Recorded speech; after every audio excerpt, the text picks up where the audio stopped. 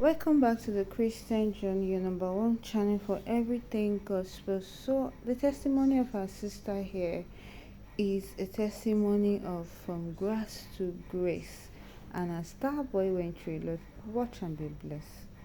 We dey pray. My name is Rhoda, and I'm here to testify on behalf of my father, my husband. So, my dad is a lecturer, and he has been an associate professor for quite a while, and he applied for his promotion to professor since 2019, 2020, if I can remember correctly. And it was approved in 2022, but the confirmation did not come. I started praying on the altar. Every day, settlement note, his name is there. Congratulations note, his name is there. After communion, I'm praying for him. I'm telling God, my father is getting old. He cannot die as an associate professor. He has to be a prof. And on Tuesday, I woke up in the night and I just decided to, I remembered I had not sent my birthday prayer request, and I sent it. And on Wednesday afternoon, my dad called me, and the email came, and it was backdated to 2022 from when it was delayed, which means they are going to compensate him up till 2022 when the promotion was supposed to come. He's now a prof. I'm so happy.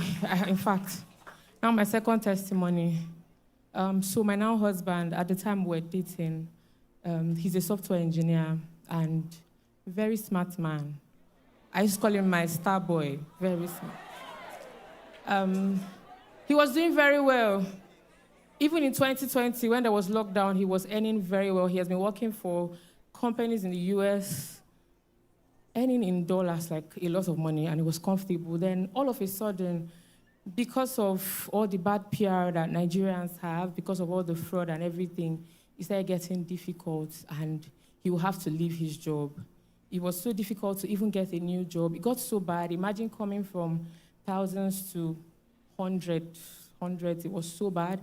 At some point, he even had to go back to his father's house. It was very shameful, but nobody knew what was really going on.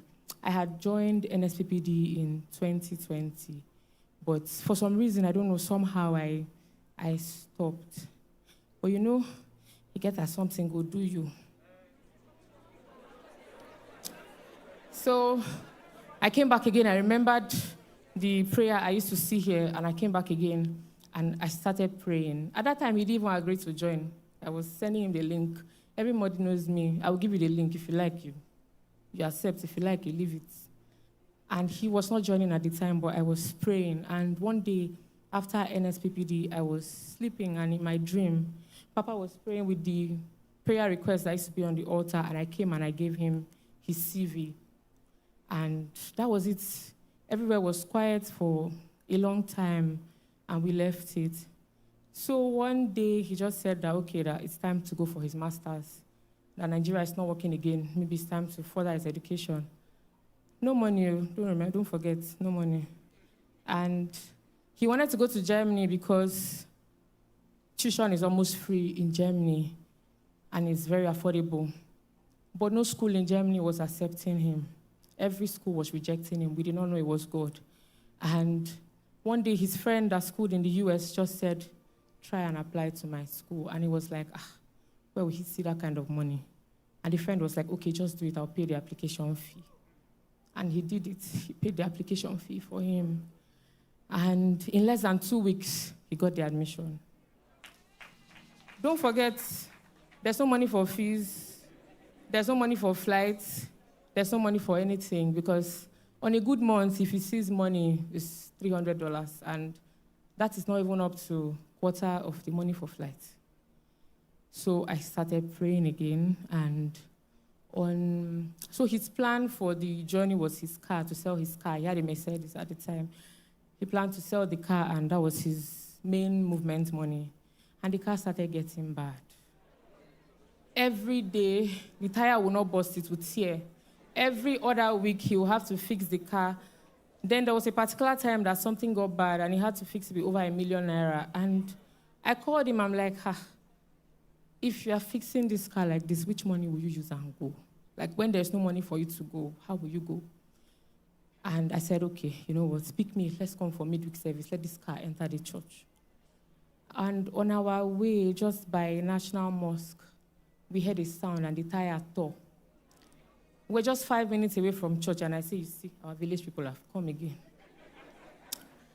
So we rode that car. The journey of 5 minutes took us over 30 minutes.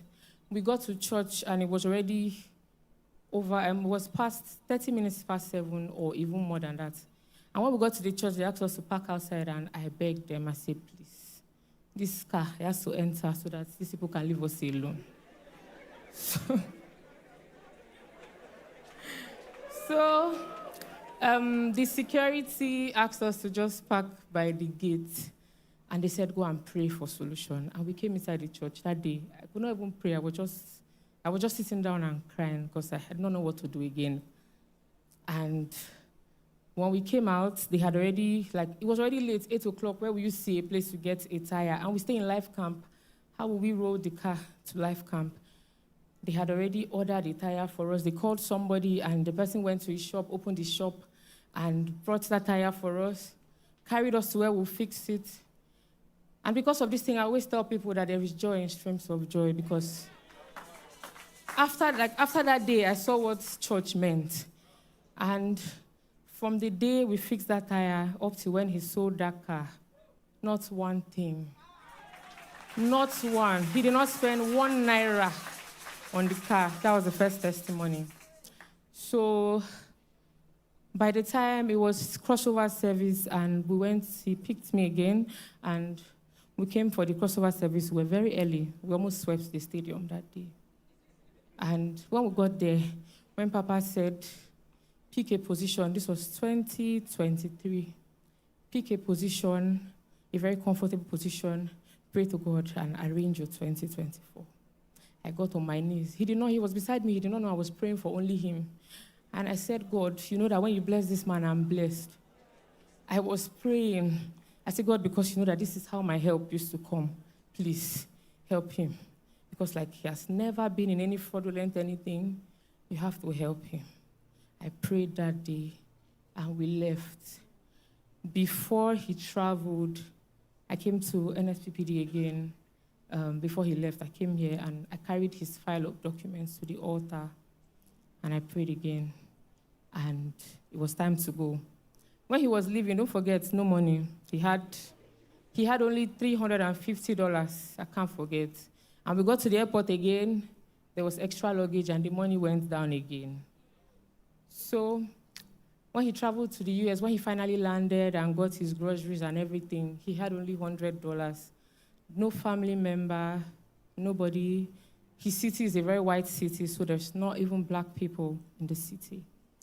When he sold his car, the car could only pay 2 months of his school fee, 2 months of rent, medical insurance, and flight.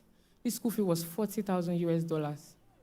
And I said, God, even if you add his salary for 2 years, without him eating, we cannot pay this money, so you have to help us. So before he traveled, he had emailed every prof possible, everybody in the school, to ask for a graduate assistantship role that will waive his school fee, and they said all the roles were filled up.